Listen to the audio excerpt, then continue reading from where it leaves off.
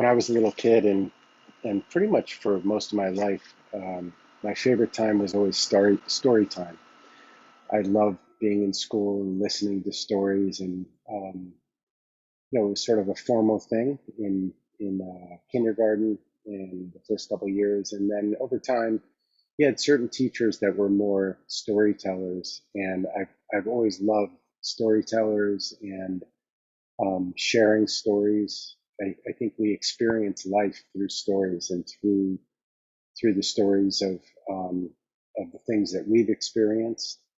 And also, we tell ourselves stories about ourselves, about the type of people that we are. I'm this type of person or that type of person, or I'm not a particular type of person. And and we tell ourselves stories about um, why we are a particular way. I might believe that I'm shy because of something that happened to me, and that may or may not be true.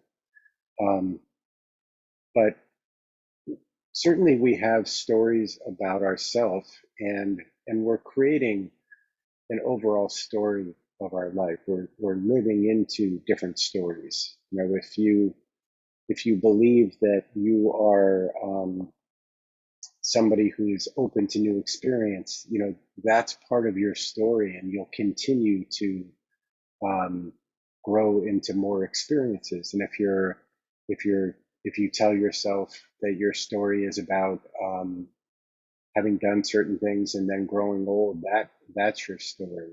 Um, and from time to time, I like to think about what is the story that I'm writing with my life. What are stories that people will share about me when I leave? Um, there's certain things that I think people will say, "Oh, Rob was this type of person or that type of person." I think for all of us, some of it good, some of it maybe not what we want to hear.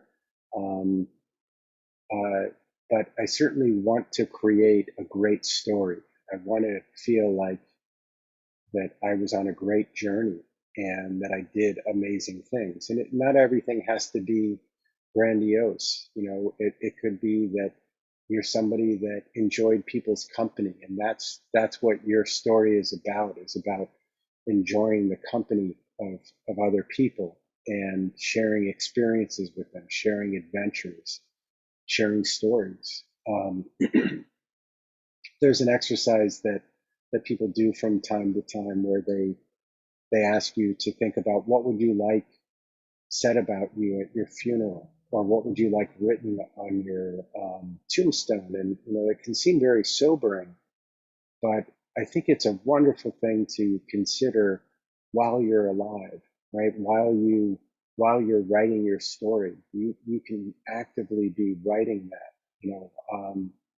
What are the things that you want to do? What's the narrative you want to create? Are you creating an interesting story, an engaging story, a meaningful story? Um, and and if you're not creating a story that you like, maybe it's time to change the narrative, right? It's like you're a script writer, and if you're writing a story that you don't like, revise it again and again, make it more fulfilling, make it more exciting, and something that when you think about it, you're like, that's a great story. You've touched many people's lives in different ways. It doesn't have to be big ways. Um, you've touched your own life. Um, you were were you the main character, or were you a supporting role? Um, who are the good characters? Who are the bad characters? Uh, did anything undermine you? And if something is undermining you, what can you do to move around it? How can you create and carve a new path for yourself? Um, I think journaling is a great way to sort of get at some of this information. What beliefs do you have that you can write down?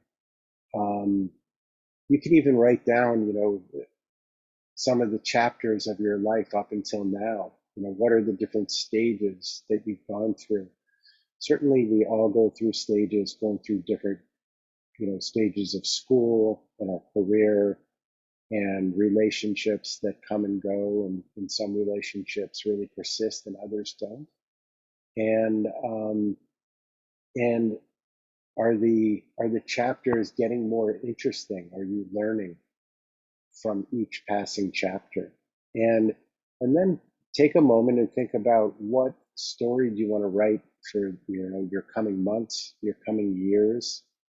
Um, is it a story that's going to carry on beyond you being here in your physical body? Not that that's important. For some people it is. Some people want to leave a legacy of some kind. Some people want to leave a message. Um,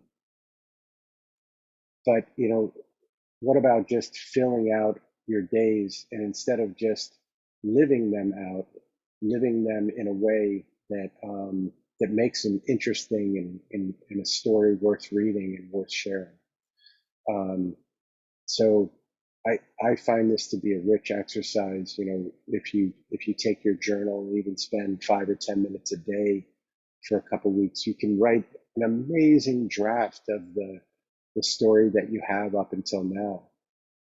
Um, and and again, if you don't like it, edit it. One thing you can do is write out your story as you understand it now, or as you perceive it now, and then imagine that it was somebody else's story, and how you might suggest to edit it for that person. Is there advice you would give them? Would you change the storyline? Would you change the characters? Maybe introduce some new characters. Are there any characters you would want out, or would you advise the protagonist to move, or to get different work or different relationships? In any case, I wish you a rich story always, that's evolving, and that's very satisfying and exciting to read.